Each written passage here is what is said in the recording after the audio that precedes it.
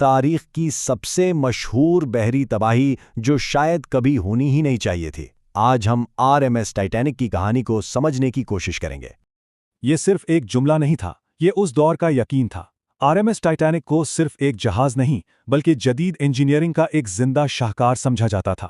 ایک ایسی تخلیق جس کے بارے میں لوگ سمجھتے تھے کہ یہ فطرت پر انسان کی فتح کا سب سے بڑا ثبوت ہے۔ لیکن پھر 14 اپریل 1912 کی وہ رات آئی اور یہ سارا اعتماد، یہ سارا غرور شمالی بحر اوقیانوس کے برفیلے پانیوں میں ہمیشہ کے لیے دفن ہو گیا، اور پیچھے رہ گیا ایک سوال جو ایک صدی سے بھی زیادہ عرصے سے ہمارے ذہنوں میں گونج رہا ہے۔ آخر یہ کبھی نہ ڈوبنے والا جہاز ڈوبا کیسے؟ اس سوال کا جواب دینے کے لیے ہمیں پہلے یہ سمجھنا ہوگا کہ ٹائٹینک صرف لوہے اور لکڑی کا ڈھانچہ نہیں تھا، یہ اپنے آپ میں ایک افسانہ بن چکا تھا۔ یہ صرف ایک جہاز نہیں تھا جناب، یہ ایک تیرتا ہوا محل تھا، اپنے وقت کا سب سے بڑا، سب سے پرتعیش بحری جہاز۔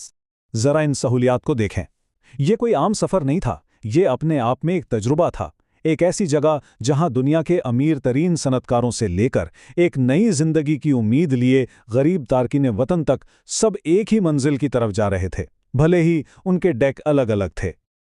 لیکن ٹائٹینک کی شہرت صرف اس کی شان و شوکت کی وجہ سے نہیں تھی، اس کی اصل بنیاد تھی اس کا انقلابی حفاظتی ڈیزائن، یعنی اس کے 16 water tight compartments.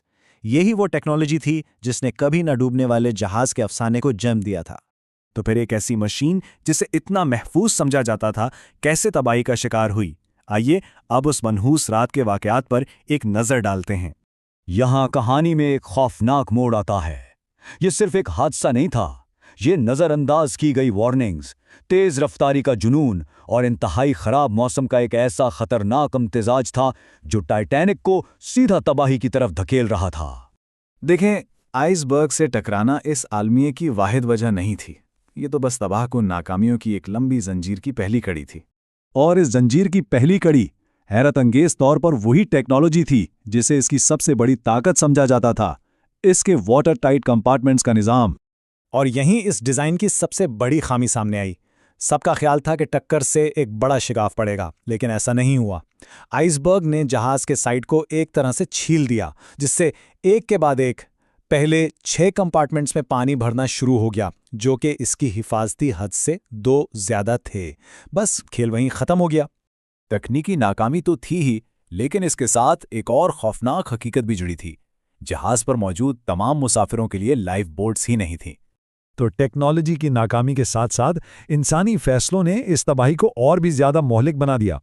Life boat کی مشق کو منسوخ کرنے سے لے کے خطرے کے سگنلز کو نظر انداز کرنے تک، ہر غلطی لوگوں کے بچنے کے امکانات کو کم کرتی چلی گئی۔ اور یہ سب کچھ ہمیں اس تباہی کے سب سے تکلیف دہ سوال کی طرف لے جاتا ہے، کیا مزید جانیں بچائی جا سکتی تھیں؟ اور افسوس کی بات یہ ہے کہ اس کا جواب شاید ہاں ہے۔ صرف 37 کلومیٹر کے فاصلے پر SS کیلیفورنیا نامی ایک جہاز موجود تھا، اتنا قریب کہ ٹائٹینک سے فائر کیے گئے راکٹس بھی دیکھے گئے، لیکن اس جہاز کا ریڈیو آپریٹر سو رہا تھا اور مدد کی پکار کسی نے نہیں سنی۔ اس المیے کی شدت اتنی زیادہ تھی کہ اس نے پوری دنیا کو ہلا کر رکھ دیا اور بحری حفاظت کے نظام کا مکمل طور پر جائزہ لینے پر مجبور کر دیا۔ تو ہم کہہ سکتے ہیں کہ ٹائٹینک کی قربانی رائیگاں نہیں گئی۔ اس ایک تباہی نے سمندر کے قانون ہمیشہ کے لیے بدل دیے۔ انٹرنیشنل آئس پیٹرول کے قیام سے لے کر ہر مسافر کے لیے لائف بوٹ لازمی قرار دینے تک، یہ وہ تبدیلیاں تھیں جو براہ راست اس رات کے خوفناک واقعات سے پیدا ہوئیں۔ 70 سال سے بھی زیادہ عرصے تک ٹائٹینک کی آخری آرامگاہ ایک راز بنی رہی۔ پھر 1985 میں اس کا ملبہ دریافت ہوا اور اس کہانی نے ایک بار پھر پوری دنیا کی توجہ اپنی طرف کھینچ لی۔ اور شاید اسی لیے آج بھی ٹائٹینک کی کہانی ہمیں اتنا متاثر کرتی ہے۔ یہ صرف ایک جہاز کے ڈوبنے کی کہانی نہیں ہے، یہ انسانی تکبر، ٹیکنالوجی کی حدود اور فطرت کی بے پناہ طاقت کی ایک ایسی یاد دہانی ہے جو کبھی پرانی نہیں ہوتی۔ یہ ہمیں سکھاتی ہے کہ حقیقت میں کبھی نہ ڈوبنے والا کچھ بھی نہیں ہوتا۔